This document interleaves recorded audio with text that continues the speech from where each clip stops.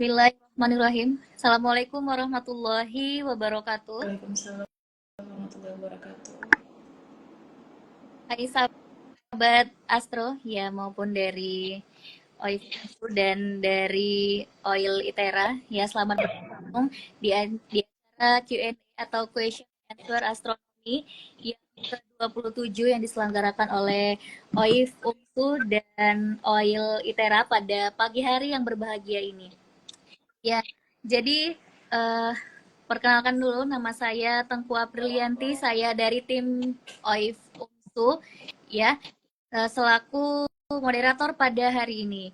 Kemudian kita akan berkenalan juga dengan dua narasumber kita yang luar biasa pada hari ini, yaitu dari OIF UMSU dan dari Oil Era. Yang pertama itu kita kenalan dulu dengan narasumber pertama, yaitu Mas Aditya Oktaviandra ST, itu dari Staff Oil. Halo Mas Adit, apa kabar? Ya, sehat, halo. Ya, kemudian dari OIF UMSU, yaitu dari Mbak Nurni Lamsari SPD. Halo Mbak Nurni. Halo Kak Pia. Yang temanya pada hari ini itu cukup menarik ya teman-teman sekalian, yaitu produk digital astronomi populer. Ya, nah jadi yang kita ketahui Q&A ini kita rutin kita laksanakan setiap bulannya dan kita mengundang narasumber yang luar biasa, yaitu dari OIF UMSU dan berkolaborasi dengan astronomi, klub astronomi lain gitu. Jadi hari ini kita dengan kemudian setelah kita posting flyer yang kita posting yang dari OIF UMSU dan OIL, itu ada beberapa pertanyaan-pertanyaan di kolom komentar. Nah, mungkin mereka sudah hadir ya pada live kita pada kali ini gitu. Jadi nanti akan saya bacakan di dari kolom komentar itu pertanyaan-pertanyaannya, nanti akan dijawab oleh tim OIF UMSU dan tim OIL seperti itu. Oke, sebelum kita mulai di pertanyaan-pertanyaannya, kita akan kenalan dulu ya. Jadi biar penonton, sahabat-sahabat Astro kita ini tahu narasumber kita pada hari ini. Nah, jadi yang pertama itu kita kenalan dulu dari Mas Adit. Mas Adit, boleh saya persilakan untuk kenalan dulu? Ya, terima kasih. Ya, perkenalkan nama saya Aditya Sofiandra. Di sini saya dari OAIL, Observatorium Astronomi Daerah Lampung. Ya, saya di sini sebagai stafnya ya, staf di observatorium ya, bisa dibilang astronom ya bisa bilang teknisi juga iya gitu. Kayak saya di sini juga ada di OAIL-nya ada dua, namanya Mas Adit juga ya di OAIL-nya ada dua orang namanya Adit. Ya itu saya di sini lebih lebih banyak di tim di teknisnya gitu ya. Saya kan backgroundnya dari teknik elektro gitu kan. Mungkin kok teknik elektro di observatorium ngapain gitu ya. Ya sebenarnya banyak gitu ya pengembangan gitu ya. Baik, ya. Terima kasih Mas Adit. Tadi udah kenalan ya sedikit ya. Kemudian ini dari Mbak Nurni Lamsari nih. Mbak Nurni Lamsari SPD tim OIF UMSU. Boleh kenalan dulu dari Mbak Nurnilam? Iya, terima kasih Kak Moderator. Jadi, salam kenal buat semuanya. Nama saya Nur Nilam, boleh dipanggil Nilam.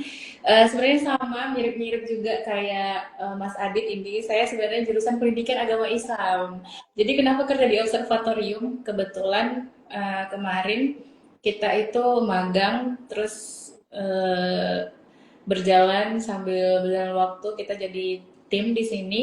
Kebetulan pendidikan itu termasuk saya kan tim planetarium, jadi melayani kunjungan, juga ngajarin anak-anak tuh tentang tata surya, terus tentang alam semesta. Jadi menurut saya sih masih nyambung lah ke jurusan saya ya pendidikan, soalnya mulai dari anak TK terus juga sampai mahasiswa kita melayani, bahkan tamu-tamu istimewa juga yang dari luar negeri atau luar pulau Sumatera kita layani untuk datang untuk melihat observatorium OIF UMSU gitu. Mungkin itu Kak. Baik, terima kasih kedua narasumber. Saya udah kenalan ya, wah luar biasa. Biarpun dari jurusan yang berbeda, bukan dari jurusan astronomi, tapi sudah bekerja ya dan di ruang lingkup astronomi. Baik, kayaknya ini udah pada nggak sabar ya untuk mereka mendengarkan jawaban-jawaban dari dua narasumber yang pada hari ini. Nah, jadi kali ini saya akan bacakan pertanyaan-pertanyaan dan nanti akan dijawab oleh narasumber kita. Nanti saya yang akan memandu untuk siapa yang duluan menjawab dulu, gitu seperti itu. Oke, bisa kita mulai ya, Mas Adit dan Mbak Nilam. Baik, pertanyaan yang pertama itu dari makhluk kosmik, gitu. Jadi dia ngetek nih, Kak Oil Itera dan Kak Oif Umsu katanya. Apa-apa saja digital astronomi yang sedang digunakan oleh kedua institusi dan apa saja keunggulan digital astronomi tersebut. Nah, ini boleh dijawab dulu oleh Mas Adit, saya persilakan. Oh ya, ya terima kasih. Ya, di sini kalau di OAL ya, di digital astronomy itu banyak ya terutama misalnya kalau ke di OAL ini ada kunjungan tuh kita banyak digital apa menggunakan apa, ini apa teknologi digital ya. Salah satunya yang kemarin paling baru itu kita menggunakan VR VR astronom VR ya. Jadi pakai seperti kacamata eh, itu ada sudah lagi ambil nah itu kita biasanya kalau pengamatan kan ini.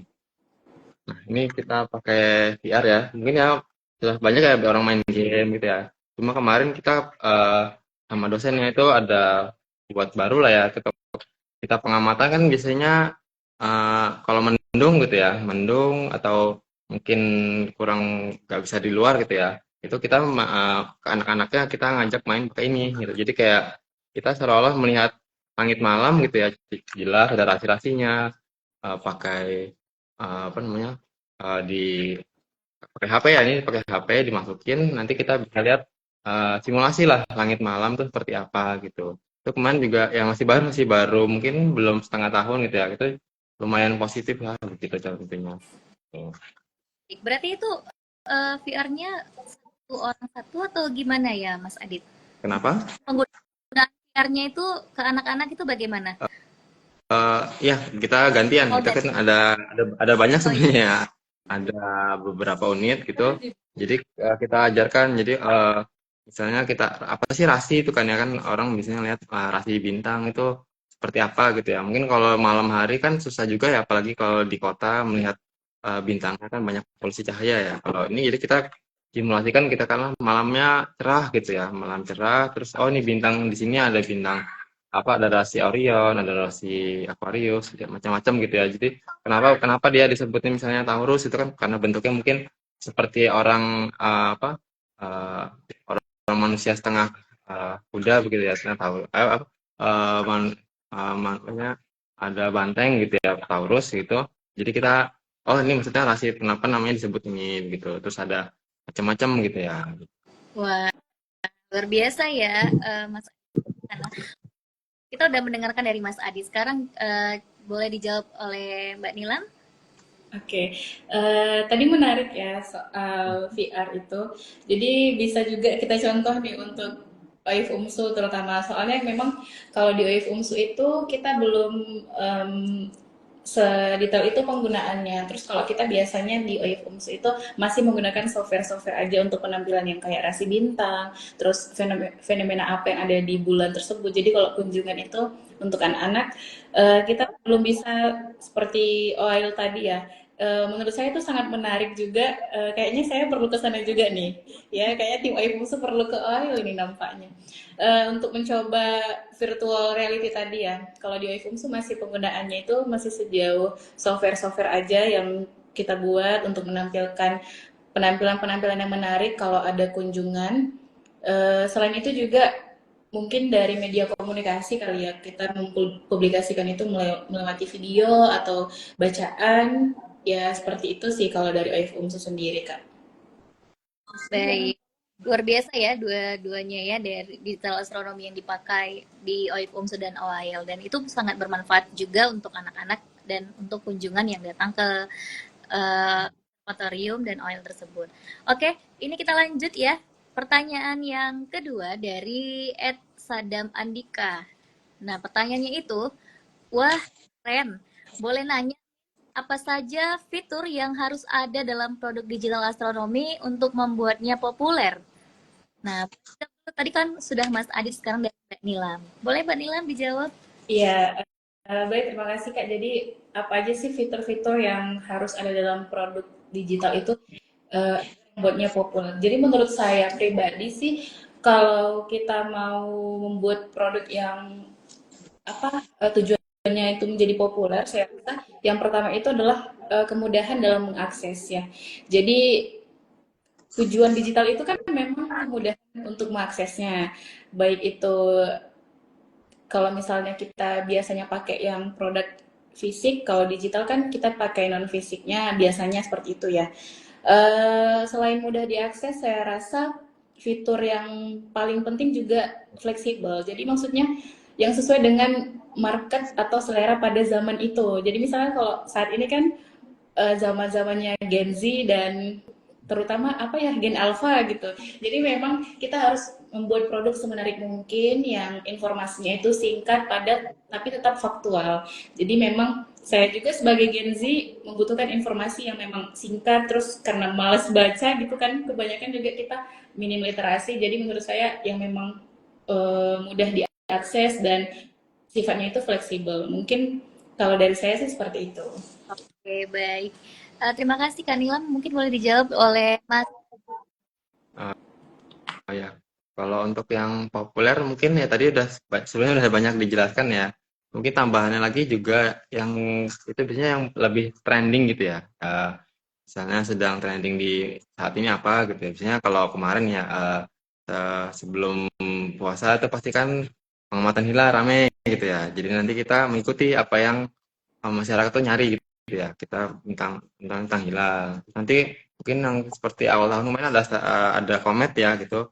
Kita membuat ininya yang mengikuti, jadi mengikuti trending yang waktu itu lagi trending itu tentang ada komet. Orang kan pasti nyari search-nya itu mungkin meningkat ya gitu. Nah gitu kita bisa ngikutin trending yang apa ada saat itu gitu. Jadi trending-trending itu ya sangat membantu gitu.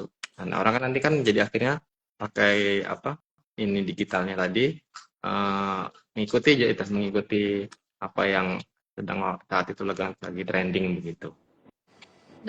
Terima kasih jawabannya dari Kak Nilam dan Mas Adit. Memang Gen Z dan Gen Alpha ini membutuhkan itu semua ya. Seperti itu. Oke, baik. Kita lanjut dari pertanyaan Etengku Aprilianti. Wah, dari saya sendiri nih, Mas. Jadi saya nanya, bikin produk digital astronomi itu susah nggak sih? Tantangan terbesar yang dihadapi itu apa? Gitu. Mungkin boleh dijawab dulu dari Mas Adit. Wah ya. Kalau untuk bikin buat produk digital mungkin saya sendiri pribadi belum ya, belum pernah untuk yang aplikasi atau itu. Tapi yang pasti itu tadi tantangannya itu uh, kita menampilkan ininya seakurasi apa akurat informasinya gitu. Kalau bisa jangan salah begitu. Jadi kita harus cross check gitu. Jadi takutnya kita nanti kita ikut-ikut trending, tapi malah kita menyebarkan informasi yang kurang benar gitu ya takutnya gitu. Jadi makanya mungkin tantangan terbesarnya sih itu ya gitu. Kalau dari bagaimana jawabannya? Iya, kalau dari OIF sendiri ya, eh, seperti yang kita tahu, kita ada beberapa tim juga, termasuk tim peneliti, ada juga tim media, dan tim planetarium. Nah, biasanya tim peneliti itu ada produk digitalnya seperti kalender, jadi ada kalender yang fisik dan non fisik. Itu menurut saya termasuk produk digital juga. Kalau misalnya yang paling kalau ditanya misalnya nih susah atau enggak, ya tergantung kemampuan kita masing-masing gitu. Jadi kalau misalnya kita ada tim digital itu ya ada pembuatan majalah dan sebenarnya kayak e-book tapi ini majalah ya bisa dibilang seperti itu karena kita buat ke platform website kita. Jadi itu bisa diakses melalui online dan gratis. Teman-teman juga bisa baca. Kita sudah ada edisi ke-38 majalahnya. Jadi menurut saya itu juga termasuk produk digital yang diminati karena menurut saya juga tidak terlalu sulit ya membuatnya. Mungkin untuk saya sulit karena saya bisa nge-layout. Tapi untuk tim layouting sendiri karena sudah keahliannya di situ, jadi menurut saya nggak susah-susah sekali sih. Tapi kalau misalnya selain ebook itu mungkin ada tingkat kesulitannya sendiri sesuai dengan kemampuan masing-masing. Mungkin gitu sih, Kak. Oke, baik. Terima kasih untuk jawaban-jawabannya ya. Kita lanjut dari pertanyaan yang lain ya. Mbak Nilam dan Mas Adit itu dari @aviva_nst. Nah, pertanyaannya itu, Kak, AI termasuk produk digital yang membantu para astronom amatir juga nggak, Kak? Kalau itu contohnya dalam hal apa ya, Kak? Terima kasih. Oke, menarik ya pertanyaannya ya. Mungkin boleh dijawab dulu dari Mbak Nilam, saya persilakan. Ya, jadi seperti yang kita tahu, ya, artificial intelligence itu membantu para astronom amatir, bahkan para astronom profesional juga. Jadi biasanya AI itu kan kalau dibilang untuk astronomi amatir mungkin beberapa ya menggunakan AI, tapi saya pikir itu AI itu udah termasuk ke penggunaan oleh astronom-astronom yang profesional.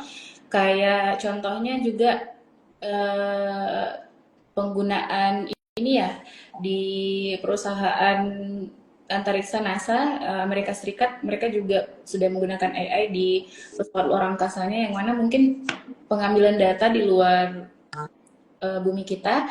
Jadi kalau misalnya kita terbangkan manusia atau astronot ke sana, mungkin ada efek yang apa ya, maksudnya efek yang kita dapatkan berbahaya untuk kita, mungkin gelombang elektromagnetik yang berbahaya atau sinar ultraviolet yang bisa membuat rusak tubuh manusia. Jadi mungkin penggunaan AI itu sangat membantu. Terus juga kayak lembaga penerbangan kita sendiri, kalau nggak salah itu singkatannya LAPAN ya, yang punya Indonesia, termasuk penggunaan satelitnya itu untuk kalau tidak salah untuk penggunaan pembentukan suatu kota. Jadi menurut saya AI ini sangat membantu. Selain astronom juga AI memang sangat membantu di segala bidang sih. Jadi AI termasuk produk digital dan sangat membantu manusia, baik itu dari bidang astronomi ataupun bidang-bidang lainnya. Mungkin seperti itu. Baik, terima kasih jawabannya ya, Kak Mbak Nilam. Ini boleh dijawab lagi nih dari Mas Adit, saya persilakan. Ya, ini mungkin sekarang zaman sekarang itu sudah pakai AI semua ya gitu ya. Itu kalau di sini ya mungkin banyak ya. AI itu membantunya tuh terutama ketika kita itu mengolah data yang misalnya jumlahnya besar gitu ya. Atau mungkin manusia tidak mungkin kurang teliti gitu ya. Jadi contohnya yang dipakai saat ini tuh ya itu ada di sini ada dosennya yang mengembangkan AI untuk pendeteksian hilal begitu ya. Jadi beliau melatih gitu ya AI-nya melatih. Nanti nanti untuk misalnya kita pengamat hilal kan tidak kurang sekarang kurang jelas ya gitu ya mana bulannya mana itu. Nah nanti dia seperti ditandain gitu AI-nya oh ini bulan sabit itu sebelah sini begitu ya. Nah nanti dia sebenarnya membantu gitu oh nunjukin hilalnya sebelah sini begitu. Nah itu juga itu sedang dikembangkan begitu ya di sini dengan pengamatan hilal. Terus juga nanti mungkin ke depannya tadi yang datanya terbesar tuh contohnya tuh tadi ya asteroid gitu ya. Kita biasanya asteroid itu mungkin kita tuh kalau ngamat sesuatu tuh kemungkinan di gambar kita itu ada asteroid, cuma kita nggak sadar aja gitu ya. Asteroid itu kan kalau di gambar di citra kita ngamat tuh seperti titik gitu ya, titik bergerak. Itu mungkin kalau kita ngambil satu, dua, tiga, nah berurutan gitu ada gerak. Nah mungkin kita tidak sadar ya, tapi si AI nanti mungkin bisa membantu. Oh ini di sini ada asteroid. Nah ini asteroidnya sudah ditemukan atau belum begitu kan? Tapi ternyata banyak yang orang ngambil data asteroid itu sebenarnya data-data lama gitu ya. Mungkin ada asteroid ditemukan 2025, begitu ditarik kembali datanya tuh dari tahun mungkin 2020 itu udah ada sebenarnya udah terdeteksi, cuma ya kita nggak tahu gitu karena datanya banyak bergiga-giga atau mungkin terabyte gitu ya datanya begitu. Terus kalau di astronom amatir itu juga ada sekarang pengolahan data ya, pengolahan data itu di sini Mas Adit gitu ya, Mas Adit yang satunya itu mengolah data itu kan data-data lama itu dimasukkan ke AI itu kemarin apa namanya AI oh gerak expert namanya itu dia jadi apa gambarnya jadi lebih tajam gitu ya. Jadi sebenarnya bukan memanipulasi sih. Jadi dia gambar yang tadinya blur gitu, itu eh, dikonvolusi jadi lebih tajam gitu ya. Gambarnya jadi mungkin kelihatan sih emang nanti lebih lebih tajam, lebih bagus gitu ya. Tapi dia bukan memanipulasi gitu ya. Dia lebih mengolah datanya gitu, data yang lama diolah kembali gitu. Nah, terus satu lagi kalau astronom amatir di zaman sekarang itu banyak ya kayak ChatGPT atau Grok itu kemarin kita nyoba ya ke misalnya eh, nanya ke AI-nya di kita hari ini mau ngamat asteroid sekian yang muncul di langit kita ini apa aja asteroidnya nanti dia di list banyak gitu atau kemarin juga eh, parameter-parameter hilal gitu ya kita masukkan tanggal sekian ini hilalnya berapa derajat elongasi berapa derajat nah nanti dia tahu gitu nah tapi ya kita harus juga cek cross check ya tadi apakah benar apa enggak datanya begitu ya itu kan dari saya itu gitu. Oke, baik. Terima kasih jawabannya ya dari Mbak Nilam dan Mas Adi. Oke, kita lanjut ini ke pertanyaan-pertanyaan berikutnya ya. Sudah banyak yang bergabung nih kita lihat nih di live kita pada hari ini. Jadi mereka mungkin menunggu ya jawaban-jawaban yang sudah uh, uh, tunggu dari tadi, dari pertanyaan dari kolom chat. Kita lanjut dari Desni 99. Oke. Jadi pertanyaannya itu, seberapa penting sih teknologi digital buat bantu kita belajar dan ngulik astronomi? Nah, ini boleh dijawab dulu oleh Mas Adit, saya persilakan. Nah, kalau untuk yang kuliah digital ya mungkin sekarang ya kita sudah banyak apa pakai HP ya ini mungkin HP, banyak dipakai ini HP itu sekarang kita mau nyari apapun pasti ada gitu ya kalau mungkin zaman dulu harus kita ke perpustakaan atau mungkin tadi nanti kan ada yang bertanya tentang peta bintang ya kita belajar peta bintang ini nanti kan kalau zaman dulu kita harus pakai bawa ini ya peta bintang tapi kalau di HP sekarang kan mungkin tadi sudah dijelasin ya ada pakai stellarium gitu ya uh, ada stellarium gitu kita tinggal cari mau nyari objeknya apa pasti ada di situ gitu jadi kayak uh, sekarang tuh ya kita searching apa tadi juga kembali ke AI gitu ya kita nanya apa nanti dia bakal nampilin datanya apa yang bakal kita mau kita tahu lah gitu itu semuanya sudah ditampilkan begitu ya. Tuh. Oke, baik. Terima kasih Mas Adit. Boleh dijawab lanjut sama Mbak Nilam, saya persilakan. Iya, melanjut dari jawaban Mas Adit tadi, benar ya, teknologi itu sangat penting perannya buat bantuin kita belajar atau ngulik astronomi. Bahkan saya sendiri juga yang backgroundnya bukan dari astronomi, sekarang udah banyak ilmu atau informasi-informasi astronomi yang saya dapatkan termasuk dalam penggunaan handphone atau sosial media.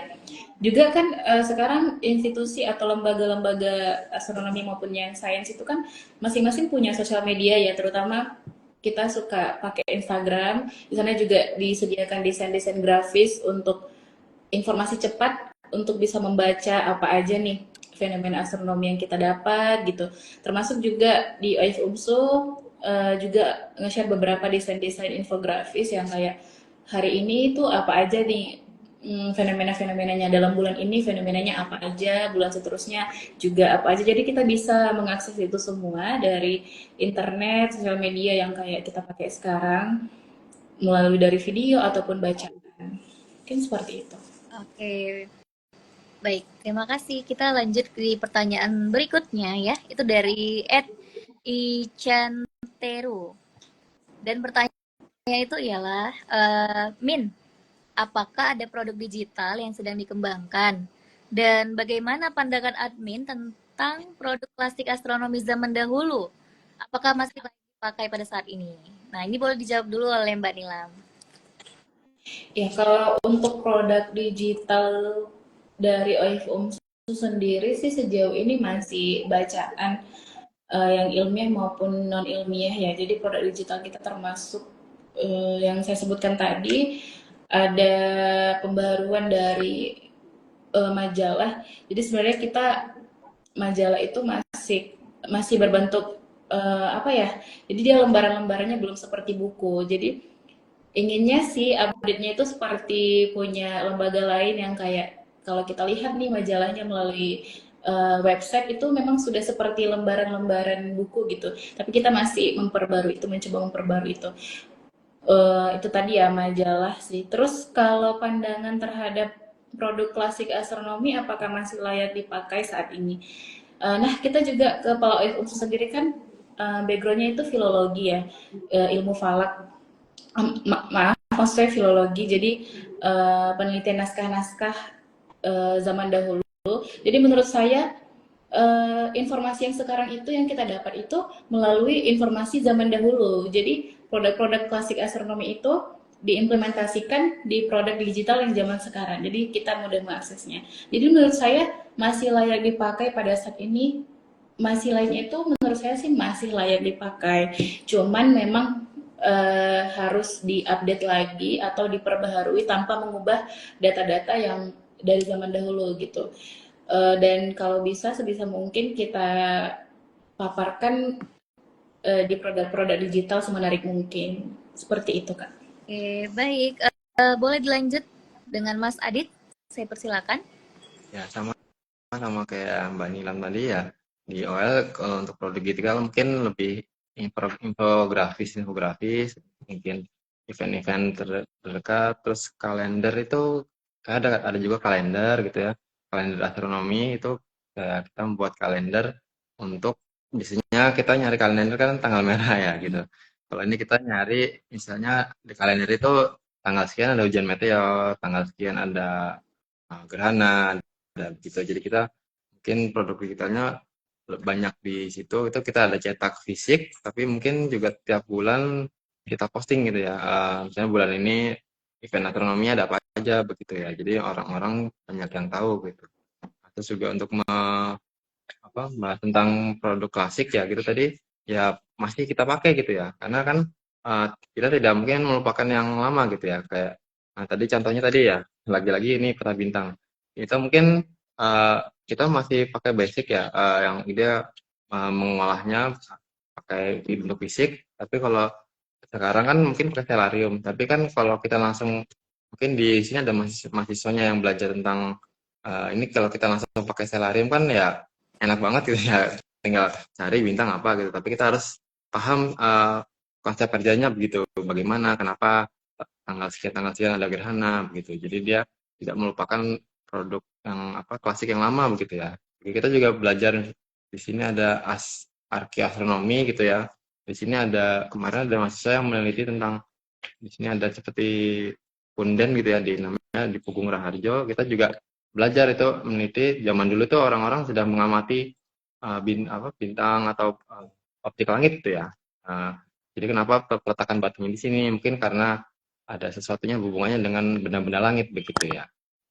Terima kasih. Oke, baik. Jadi masih layak ya dipakai ya untuk produk klasik astronomi zaman dahulu dan untuk zaman sekarang itu masih layak dan masih bisa dipakai ya. Itu tadi sudah dijawab ya dari Icantero.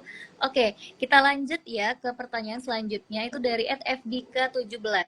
Nah, pertanyaannya itu ada nggak proyek atau inovasi terbaru dari kalian yang bakal bikin astronomi makin seru buat anak muda? Nah, ini boleh dijawab dengan Mas Adit dulu deh. Kalau lembaga astronomi ya mungkin banyak ya di dari yang luar, dari luar tuh mungkin tadi ya dari disebutkan tadi ada NASA, mungkin ada Eropa, lembaga-lembaga astronomi untuk yang branding pop culture-nya ya terutama gitu. Mungkin kita paham kalau kita lihat NASA atau ESA ya dari Eropa itu udah paham. Cuma mungkin di sini juga jangan lupa di sini juga ada tadi ada 8, mungkin sekarang BRIN ya. Itu juga kadang membuat posting-postingan tentang astronomi terkini gitu ya, yang trending, yang hari lagi populer gitu ya. Nah itu banyak ya. Mungkin kalau di yang NASA kita mungkin budayanya beda gitu ya dengan yang di sini gitu. Di sini mungkin kita mungkin di yang kalau di BIN kita lebih budaya Indonesia gitu ya, banyaknya kayak misalnya tadi yang hilal gitu kan ya, lagi-lagi itu kan mungkin di yang NASA tidak dibahas gitu ya, cuma mungkin di sini itu banyak dibahas gitu. Jadi kita mengikuti apa yang ada di Indonesia begitu. Izin Mas, mungkin tadi pertanyaannya itu Ya, project atau project baru inovasi ya. terbaru nih. Oh, Iya, project inovasi terbaru nih Mas Adit yang seru buat anak muda Dari nih. Ika ya. Iya, Kak. ya 17. Mungkin tadi Kalau dari project, kan Hah? ya, Adit ya. Project, Oke, kalau mulai saya project. pertanyaannya ya. Itu dari FDK 17 yang pertanyaannya itu ada nggak proyek atau inovasi terbaru dari kalian yang bakal bikin astronomi makin seru buat anak muda? Nah, proyek terbaru nih ya, apakah ada dari OIL atau dari OIF UMSU? Nih, Oh, ya boleh dijawab dari Mas Adit dulu. oh ya. Kalau di project sini kita mungkin uh, pelatihan-pelatihan gitu ya, pelatihan-pelatihan kemarin kita itu ada mengadakan pelatihan penggunaan teleskop robotik ya itu kayaknya tahun kemarin akhir tahun itu kita mungkin ya uh, kita banyak yang mau teleskop robotik itu ada banyak cuma mungkin pengoperasinya gitu ya kita juga uh, apa, mengembangkan sini banyak di awal mungkin banyak pengembangan sendiri gitu ya kita mau sharing lah gitu ya cara pengoperasian teleskop robotik yang baik dan benar gitu jadi nanti mungkin kalau orang di luar itu mau mengembangkan juga bisa begitu ya. Oke, baik, terima kasih Mas Adit. Boleh dilanjut oleh Mbak Nilam, saya persilakan. Iya, melanjut dari Mas Adit tadi ya, memang di OIL juga ada pelatihan teleskop, di OIF UNSU juga kita ada pelatihan juga baik untuk tim mahasiswa maupun yang dari luar.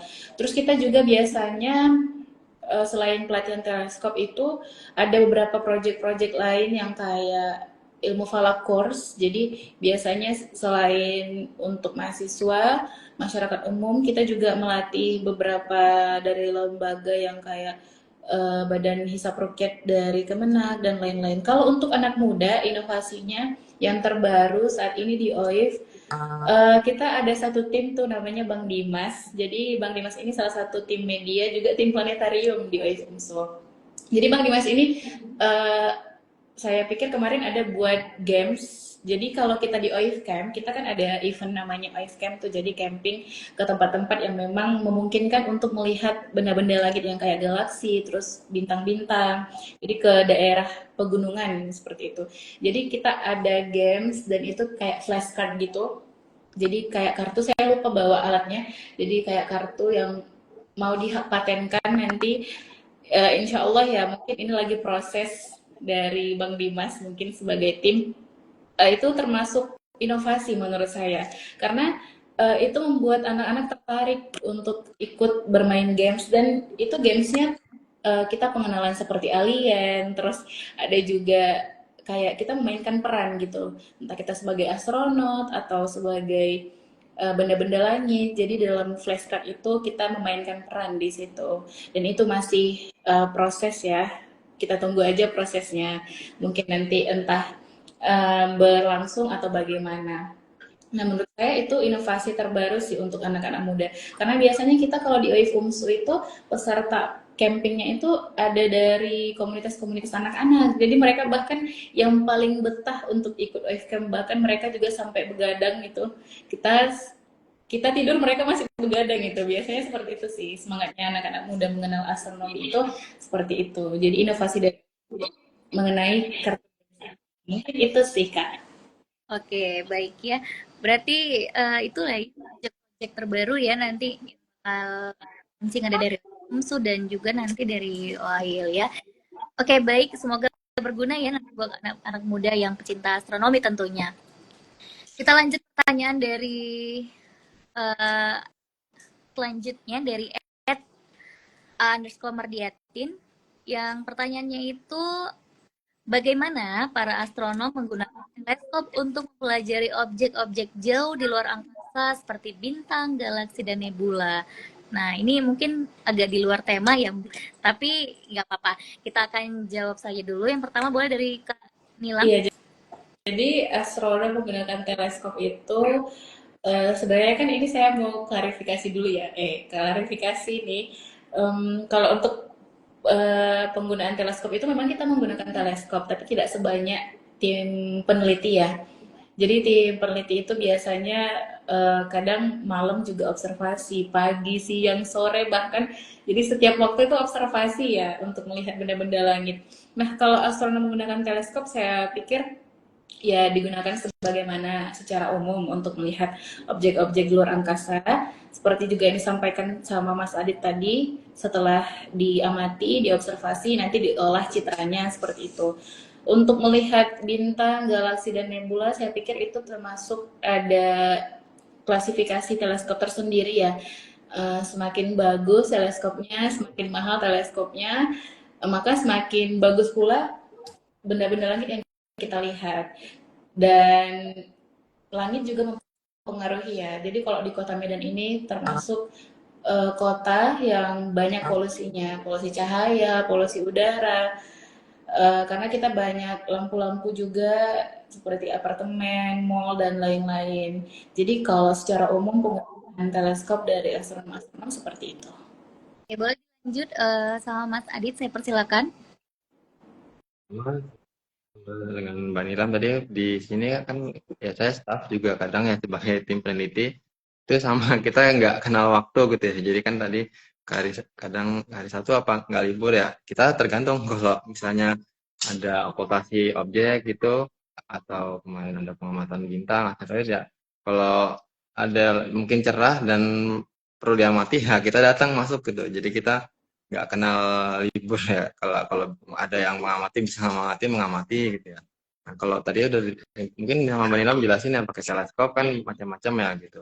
Ini kalau saya tambahin aja mungkin saya lebih teknis di sini teknis. Kalau kami di sini menggunakan kamera gitu ya. Jadi penelitiannya ada macam-macam ya. Mungkin ada asteroid, kalau tadi asteroid kita mengamati pergerakannya gitu ya. Kalau ada bintang mungkin mengamati spektrumnya gitu, macam-macam gitu ya. Di sini mungkin saya ambilin ini ada kita kamera gitu ya. Nah, kamera ini biasanya kalau uh, sama sebenarnya terkadang teleskopnya untuk dipakai untuk kunjungan itu konstruksi itu sama, cuma kalau kita pakai ini kita untuk merekam gitu ya, nanti merekam datanya diolah begitu ya. Nanti di sini ada filternya, misalnya kita ingin tahu objek misalnya bintang atau objek tersebut ada di apa, panjang gelombang sekian gitu ya. Nanti kita tahu gitu ya ini apa objek-objeknya gitu ya. Ini contohnya pakai kamera. Nah itu jadi nanti kita pengolahan datanya gitu ya. Mengolah data bisa tadi ada kita juga kadang mengamati apa namanya polusi cahaya gitu ya. Banyak yang di sini mungkin kalau di Tera banyak lagi trendingnya sekarang itu tentang polusi cahaya gitu ya. Jadi banyak mahasiswanya yang membuat ada yang membuat alat gitu ya. Jadi ada namanya SQM terus kita sudah malah maksudnya kepingin nyoba buat sendiri gitu ya membandingkan dengan yang udah beli gitu. Nanti kita keliling, nah itu kan kita nanti ada datanya setelah mungkin di Tera dari 2000 dulu di awal 2018 sampai sekarang itu polusi cahayanya pasti kan naik. Nah itu naiknya seberapa begitu. Oke, baik. Terima kasih jawabannya ya dari Mbak Nilam dan Mas Adit. Ini kita lanjut ke pertanyaan terakhir ya dari Mas Nilam dan Mbak Adit. Sorry, dari Mbak Nilam dan Mas Adit. Baik, itu dari Ed Vita Ginting. Nah, pertanyaannya itu juga tadi mungkin di luar ya, di luar dari tema kita. Bagaimana cara menggunakan peta bintang untuk observasi malam? Wah, ini kayak pengen cobain peta bintang mungkin ya dari Mbak Vita ini. Mungkin boleh dijawab dari Mas Adit, saya persilakan. Oh ya, nah ini kebetulan saya ada tadi sudah nyari-nyari peta bintangnya. Nah ini salah satu contoh produk yang mungkin ya, fisik ya non digital di OIL itu peta bintang gitu. Ini ada macam-macam warnanya. Nah ini kita kalau mengamati peta bintang ini sebenarnya tadi kalau kita digital itu pakai stellarium ya. Cuma kadang ini zaman dulu kan belum ada ya. Ini kita apa ya? Kita menyantau orang zaman dulu kalau mengamati objek langit ingin tahu rasi-rasi bintang itu apa aja di malam itu pakai namanya peta bintang ini gitu ya. Nah, nanti di sini kita kalau kan cara penggunaannya ya. Nah, di sini kita ini biasanya lintangnya mengikuti tempat kita ya. Di sini kan 5 derajat gitu ya. Mungkin harusnya kurang lebih kalau di Medan kurang lebih sama. Nah, di sini ada tulisannya utara sama selatan begitu ya. Nah, ini kita ngikutin di sini ada tanggal sama bulan sama jam. Jadi sebenarnya intinya tinggal misalnya sekarang tanggal bulan Maret, nanti malam jam misalnya sekarang tanggal 21 ya. Di sini ikuti jamnya jam 9, jam 21. Nah, berarti yang di objek sini berarti ya di belahan utara itu berarti objeknya kurang lebih seperti di peta ini gitu. Di sini kan ada rasi Gemini, ada rasi Cancer. Nah, itu nanti berarti di daerah utara sana itu ada kurang lebih harusnya ada rasi ini begitu. Jadi nanti kan kita ngeliat, oh itu bintang apa sih, itu ada bentuknya gini. Kita ngeliat, kita arahkan, oh ini ternyata ada rasi Gemini atau Cancer begitu. Sebenarnya kalau pakai Stellarium enak ya, tinggal nyari searching, udah tinggal pakai HP gitu ya. Cuma kan tadi ya kembali yang tadi, kita tidak melupakan hal-hal yang klasik ya, yang lama gitu. Jadi kan cara pakai peta bintang itu kita juga apa namanya tahu cara pakainya gitu, cara manualnya lah gitu ya. Ya cara digitalnya ada, cara manualnya juga ada gitu.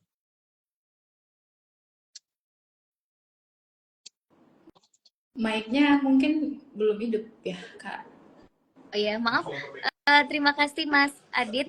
Ya, mungkin boleh dijawab, dilanjut sama Mbak Nilam. Saya persilakan. Tadi menyambung dari Mas Adit juga ya, penggunaan peta bintang. Kita juga ada produknya peta bintang. Tadi sudah dijelaskan ada langit belahan selatan, itu tuh peta bintang yang di belakang tuh, itu peta bintang paling besar di OIF UMSU ya. Jadi nggak bisa dibawa gitu. Tapi tetap ada peta bintang yang kayak kertas juga. Biasanya kita juga bawa atau memperhatikan ke anak-anak yang kunjungan di OIF UMSU juga. Tapi untuk Vita Ginting, untuk penggunaan peta bintang yang paling mudah itu menurut saya melalui smartphone. Jadi kita download aplikasinya, Stellarium tadi yang disebutkan Mas Adit, kita tinggal arahkan aja ke langit tempat kita berada. Jadi nanti akan kelihatan tuh bintang-bintang apa aja yang di langit kita, kalau langit kita cerah. Jadi misalnya kalau kita bingung nih, ini apa ya kira-kira, planet kah, bintang kah, atau yang lainnya, kita bisa tinggal arahin nanti handphonenya ke atas, terus akan kelihatan tuh langit kita pada malam itu. Mungkin penggunaannya secara umum seperti itu sih, Kak.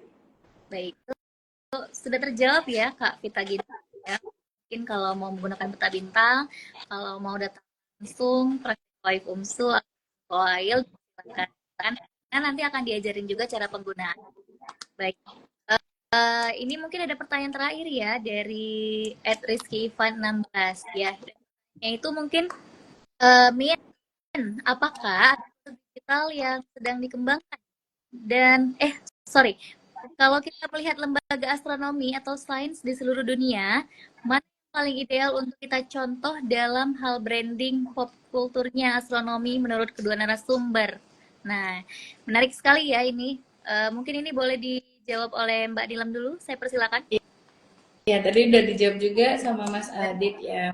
Ini sedikit saya tambahkan juga terkait beberapa lembaga yang memang tadi pertanyaannya yang paling ideal ya untuk kita contoh dalam branding pop kulturnya astronomi. Sebenarnya ada banyak yang luar biasa lembaga-lembaganya yang mungkin memang masih sulit kita tandingi, bahkan untuk kita contoh sedikit pun kayaknya masih bisa, tapi agak sulit gitu ya. Seperti NASA, terus juga JAXA, ESA, terus punyanya India, saya lupa namanya. ISRO ya, ISRO ya, ya. Jadi pada umumnya mereka tuh saya lihat pengguna atau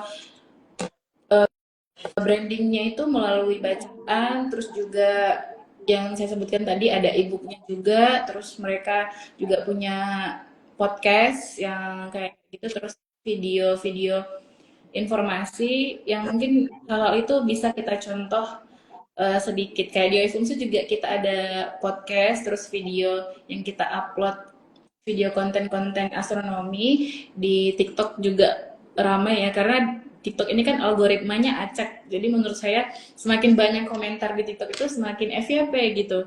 Jadi itu mungkin bisa kita tingkatkan dan kita contoh sedikit dari beberapa lembaga-lembaga astronomi yang memang mereka itu jauh luar biasa dan jauh keren daripada Indonesia. Mungkin seperti itu. Mungkin ada tambahan dari Mas Adit juga. Ya, mungkin boleh ditambahin sedikit Mas Adit. Tadi sudah dijawab ya. Kalau menurut saya astronomi yang sering saya nonton deh ya, itu namanya ada European Southern Observatory, EXO ya, itu dia suka sama mungkin kayak sini ya, mereka sering membuat podcast itu kayak tour fasilitas-fasilitasnya mereka yang ada di Chile, ada yang di Amerika Selatan gitu ya. Jadi mereka sharing-sharing ya. Jadi tahu sebenarnya kan oh ini gambarnya kita kan hanya tahu gambar-gambarnya ya. Cuma kan tidak tahu instrumennya. Nah, itu mungkin sebenarnya OL juga pingin niru gitu ya. Jadi kita kayak mungkin beberapa bulan, mungkin 2 minggu sekali kita pingin mengamat sambil sharing gitu ya. Nah, itu mungkin kalau di sana mungkin cerahnya terus-terusan ya. Cuma kalau di sini kan kalau di Indonesia terbatasnya itu kita sudah mengamat ingin ngadain acara ternyata mendung gitu ya. Tapi ya mungkin nanti kita bisa mengikuti waktunya begitu. Nah, itu mungkin mereka juga pop culture-nya itu mengikuti yang trending ya. Kadang mereka buat postingan itu lucu-lucu gitu ya. Nggak, kalau mungkin kalau di NASA atau jaksa kan serius-serius ya. Kalau mereka kadang buat lucu-lucu gitu, jadi orang tertarik gitu ya. Ada teman juga namanya Alma yang itu teleskop radio itu juga kadang mereka buat postingan ini apa, tapi kita masuk ke otak jadi kayak apa namanya eh, mereka sharing apa tuh dibuat yang lucu gitu ya, mungkin tentang ada kucingnya atau tentang ininya gitu. Jadi lucu-lucu tapi nanti kita jadi ingat gitu, oh mereka tuh sharing tentang oh instrumen mereka ini begitu. Baik, wah sudah nggak terasa ya, udah selesai deh semua, sudah terjawab pertanyaan-pertanyaan dari kolom komentar ya yang sudah eh, kita jawab oleh narasumber-narasumber kita yang luar biasa ya pada hari ini dari Oil dan juga dari OIFO. Baik, mungkin sampai itu saja ya pertanyaan-pertanyaan tadi yang sudah dijawab. Nah, baik, terima kasih kepada semua yang telah hadir di live kita pada hari ini. Nah, jadi ditunggu juga live Q&A selanjutnya dari OISU dan mengundang lembaga-lembaga lain yang akan kita hadirkan ya setiap bulannya gitu. Jadi terima kasih juga kepada narasumber kita pada hari ini yaitu Mbak Nilam dan Mas Adi. Terima kasih banyak ya udah meluangkan waktunya untuk Q&A kita pada hari ini, dan juga para sahabat OIF ditunggu juga nanti kalau mau lihat video ulangnya, kalau nggak sempat nonton di live ini, kita akan eh, nanti posting ya di media sosial OIF UMSU juga, di khususnya di sorry di YouTube. Nanti kita akan posting juga, posting ulang untuk Q&A kita yang ke-27 pada hari ini. Baik, demikianlah Q&A kita pada hari ini. Ya, terima kasih semuanya. Saya tutup Q&A hari ini dengan wassalamualaikum warahmatullahi wabarakatuh. Waalaikumsalam warahmatullahi wabarakatuh. Makasih Mas Adi, terima kasih banyak. Terima kasih juga sudah diundang. Salam sama teman-teman di OIL. Ya ini. Iya, Mas Adi, terima kasih banyak. Salam juga untuk yang di sana. Iya, Dan baik. berkolaborasi langsung ya. Iya. Datang maupun nanti dari OIL boleh datang ke OIL UMSU juga langsung kita persilakan. Tapi sejauh ini ada rencana mungkin mau studi banding atau apa keluar gitu, Mas Adit? Sebenarnya tahun kemarin tuh ada rencana mau ke UMSU gitu Oh ya, iya. cuma ini agak dipending dulu gitu ya. Tapi udah ada rencana kok sebenarnya. Kita kan kemarin yang ke 2 tahun yang lalu sudah ke Pulau Jawa, nanti mungkin kita yang ke daerah Sumatera gitu. Cuma sebenarnya sangat tertarik dengan yang di UMSU begitu. Jadi mungkin ya ditunggu saja begitu. Iya, baik Mas. Mungkin nanti kita tunggu sama-sama ini kedatangan dari ITERA ya. Baik, terima kasih semuanya sahabat OIF ya, boleh kita tutup Q&A kita pada hari ini. Makasih Kak, makasih. Saya tutup ya. Ya.